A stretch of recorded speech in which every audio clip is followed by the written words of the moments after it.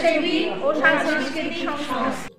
আরাপের উদ্যোগে স্বাস্থ্য শিবির। আরাপ স্বেচ্ছাসেবী সংস্থার পক্ষ থেকে বর্ধমান জেলার দাস দুর্গাবাড়ি এলাকায় স্বাস্থ্য শিবিরের আয়োজন করা হয়েছে।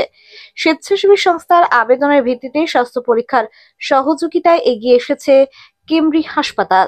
বিনামূল্যে এদিন সকাল থেকে স্বাস্থ্য পরীক্ষা করেছেন বহু মানুষ। স্বাস্থ্য পরীক্ষার পাশাপাশি একটি সাংস্কৃতিক অনুষ্ঠানেরও আয়োজন করেছে আলাপ। স্বেচ্ছাসেবী সংস্থাটি জানিয়েছেন, এর আগেও এই ধরনের উদ্যোগ গ্রহণ করা হয়েছে। পিছিয়ে পড়া শিশুদের এক্সট্রা কারিকুলাম অ্যাক্টিভিটির সঙ্গে যুক্ত করতে উদ্যোগ গ্রহণ করেছে স্বেচ্ছাসেবী সংস্থাটি। বহু শিশুর মধ্যে একাধিক প্রতিভা লুকিয়ে থাকলেও সেগুলি প্রকাশ্যে আসতে না পারায় আলাপ সেগুলোকে প্রকাশ্যে আনে। বহু স্বেচ্ছাসেবী সংস্থা এই ধরনের কাজ রাজ্য জুড়ে করে থাকে। পিছিয়ে পড়া শিশুদের দেখে আলাপ সদস্যরা উদ্যোগী হয়েছেন তাদের প্রকাশ্যে নিয়ে আসার জন্য।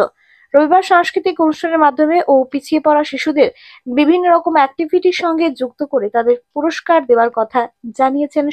আসবে দুপুর 3টে থেকে 5টা পর্যন্ত আমাদের তাদের পুরস্কার বিতরণী এবং সাংস্কৃতিক সন্ধ্যার অনুষ্ঠান। এখন চলছে আলাপের স্বাস্থ্য শিবির। কেমব্রি হসপিটালের সৌজন্যে এই স্বাস্থ্য শিবিরের আয়োজন করেছে আলাপ। আপনারা এগিয়ে আসুন, সম্পূর্ণ বিনামূল্যে ডাক্তারবাবুরা আপনাদের এখানে স্বাস্থ্যের পরীক্ষা করবেন। আলাপের এই স্বাস্থ্য শিবির আরো সাফল্যমণ্ডিত হবে। আপনাদের জন্য এই স্বাস্থ্য শিবির আলাপ সবসময় আপনাদের পাশে আছে, আর আশা করি আপনারাও আলাপের পাশে আছেন। এইভাবে আলাপ একটু একটু করে এগিয়ে চলুক। আপনাদের সহযোগিতা পেলে এই স্বাস্থ্য শিবিরের পরে আমরা আরো অনেক রকমের স্বাস্থ্য শিবির করব। স্বাস্থ্য শিবির, রক্তদান শিবির আমরা অবশ্যই দুর্গা মণ্ডপে, দাসবাড়ি দুর্গা মণ্ডপে আলাপ স্বেচ্ছাসেবী সংস্থার তরফ থেকে এক স্বাস্থ্য শিবিরের আয়োজন করা হয়েছে। স্বাস্থ্য শিবিরে আলাপের ডাকে সাড়া দিয়েছে কেমব্রি হসপিটাল। কেমব্রি হসপিটালের তরফ থেকে ডাক্তারবাবুরা এসেছেন। আমরা এখানে সম্পূর্ণ বিনামূল্যে যারা স্বাস্থ্য পরীক্ষা করাতে চান তারা এখানে স্বাস্থ্য পরীক্ষা করানোর ব্যবস্থা করা হয়েছে। এবং বিকেলবেলা এই মোটামুটি দুপুর 3টে থেকে আলাপ একটি সাংস্কৃতিক অনুষ্ঠান করছে।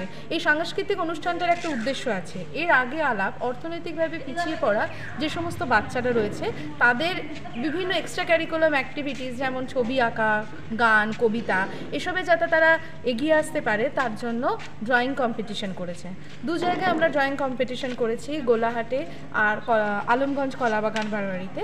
সেখানে যে সমস্ত বাচ্চারা এগিয়ে এসেছে তাদের সকলকে আমরা পুরস্কৃত করব আলাপের তরফ থেকে। এবং এই আজকের এই অনুষ্ঠানে সন্ধ্যেবেলা যে সাংস্কৃতিক অনুষ্ঠান হবে সেই অনুষ্ঠানে আমরা তাদেরকে পুরস্কৃত করব। আলাপ এইভাবেই একটু একটু করে এগিয়ে চলছে। আমরা সবাই আলাপের কর্মীরা রয়েছি, সবাই একটু একটু করে বলবে। আপনার নাম? আমার নাম পম্পা ঘোষ, আমি আলাপের একজন কর্মী। আলাপ প্রথম শুরু করেছিলাম যে একটা সাংস্কৃতিক সংস্থা। তারপরে আমার প্রথম থেকে ইচ্ছে ছিল যে আমি কিছু পিছিয়ে পড়া বাচ্চাদের জন্য কিছু করি আর নারীদের জন্য কিছু করি। তারপর হঠাৎ করে একদিন মনে হলো যে কিছু বাচ্চা অনেকেই দেখি যে খুব ভালো গান করতে পারে কিন্তু তাদের প্রশিক্ষণ নেই, বা আঁকতে পারে এপারে, তো ওই বাচ্চাগুলোকে তো কোনো দিনই দেখবে না। সমাজের ওরা পিছিয়ে পড়া বাচ্চা আর তাদের বাবা মারাও জানে না তাদের কি প্রতিভা আছে। তখন আমার মনে হলো যে আমরা একটা এরকম সংস্থা, আলাপ সংস্থাটা একটু এনজিও টাইপের করি আর কি, স্বেচ্ছাসেবী সংস্থা করে ওদের জন্য কিছু করি।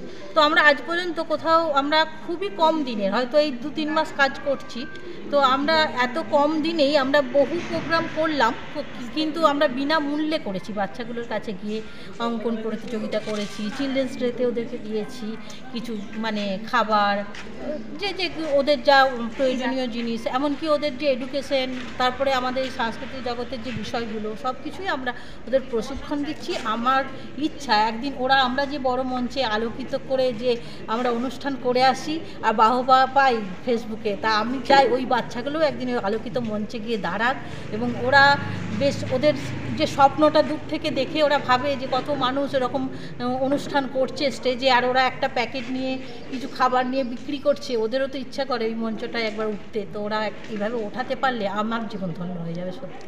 আপনার নাম? আমার নাম সুজাতা দাস।